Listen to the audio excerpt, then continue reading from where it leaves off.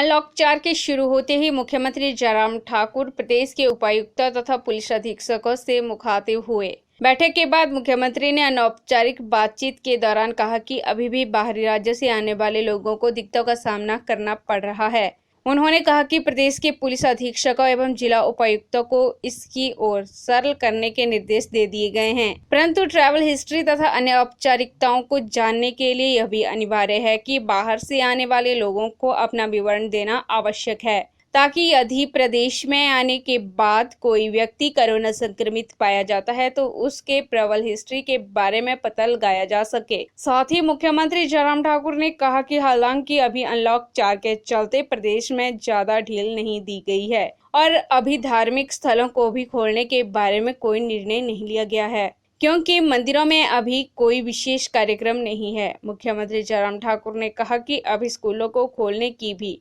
कोई जल्दबाजी नहीं है, क्योंकि अभी 7 सितंबर से विधानसभा का मॉनसून सत्र प्रारंभ होने वाला है। तत्पश्चात स्थिति को मद्देनजर रखते हुए स्कूलों को खोलने का कोई फैसला लिया जाएगा।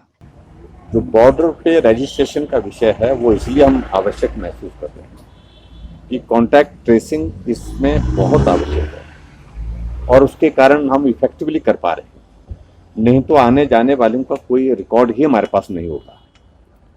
दूसरी बात, थोड़ी बहुत कठिनाई हो रही है और इसके लिए हमने आज डिप्टी कमिश्नर्स को कहा कि इसको और सरल कैसे किया जा सकता है, मॉनिटर कैसे किया जा सकता है, ताकि जो आ रहा है उसकी रजिस्ट्रेशन हो और उसके बाद उसको परेशानी ना हो, उस बात को सुनिश्चित किया। दूसरी, जहां अनलॉक फेज 4 का आप जिक्र कर रहे हैं उसमें बहुत चीज़ों को लेकर के अभी तक हमने ज़्यादा नहीं खोला है सारा विषय। इतना ज़रूर है कि आने वाले समय में SOP अब जारी करके मंदिरों को खोलने का विचार चल रहा है, लेकिन अभी जल्दी नहीं, उसमें भी थोड़ा सा वक्त लगेगा, क्योंकि ऐसे भी आजकल के दिनों में हमारे मंदिरों में बहुत ज़्यादा काम नहीं होता है, विशेष तौर से काड़ा महीना बोलते हैं शायद इसको मेकल में, तो उस कारण से। लेकिन फिर भी उसके बावजूद हमारी तैयारी जो है उस दिशा में आगे बढ़ रही है। सर, देश की GDP माइनस में चली गई है। हिमाचल अलग तरह की परिस्थिति पूरी दुनिया देश के सामने है और ऐसे में आर्थिकी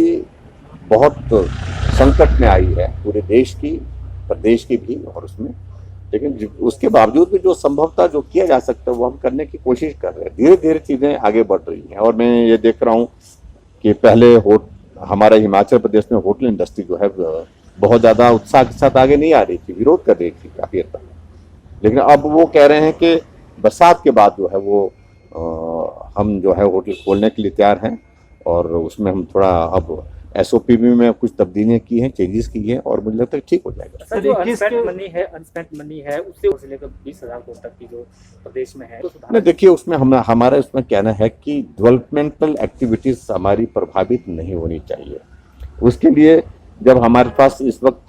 पूरे देश भर में ऐसी स्थिति है, प्रदेश में ऐसी स्थिति है, जब आर्थिक तंगी के दौर में से गुजर रहे हैं, तो उस पैसे का यूटिलाइजेशन मैक्सिमम कैसे कर सकते हैं जिसके कारण डेवलपमेंटल एक्टिविटीज हमारी प्रभावित ना हो। स्कूल्स को लेकर इसके बाद तो हम जल्दबाजी में नहीं है, हमारा अभी 70 भी मॉनसून सत्र आ रहा है 7 तारीख से, उसके बाद विचार करेंगे खुला। PRTV के लिए शिमला से पुष्पेंद्र की रिपोर्ट।